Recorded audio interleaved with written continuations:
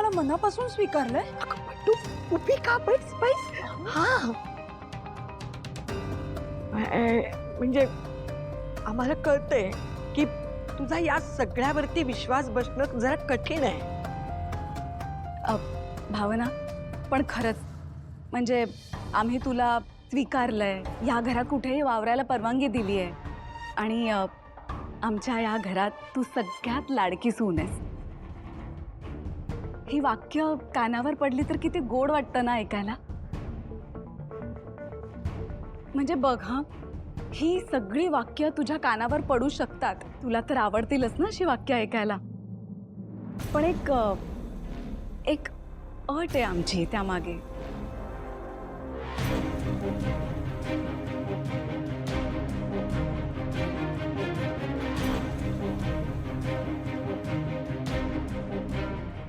कुठली अट? भावना, आता तुला कसं सांगू मी.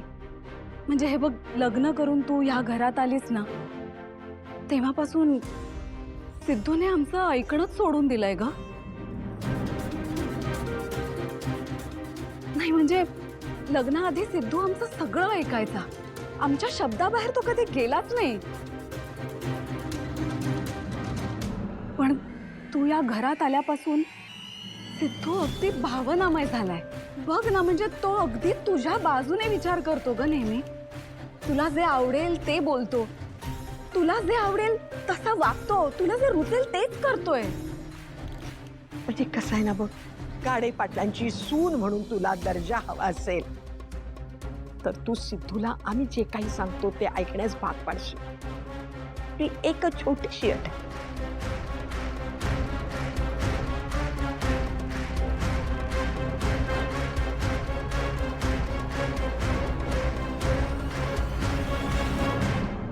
अगं भावना, तू इतका का विचार करतेस?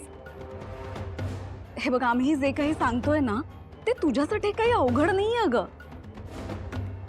आता बघ, म्हणजे आम्ही जर तुझ्या दिशेने पहिलं पाऊल उचलत असू तर आमची सगळ्यांची अशी अपेक्षा आहे की तू आमचा अपेक्षाभंग न करता आमच्या दिशेने पहिलं पाऊल उचलावंस. म्हणजे ही जबाबदारी स्वीकारलीस तर.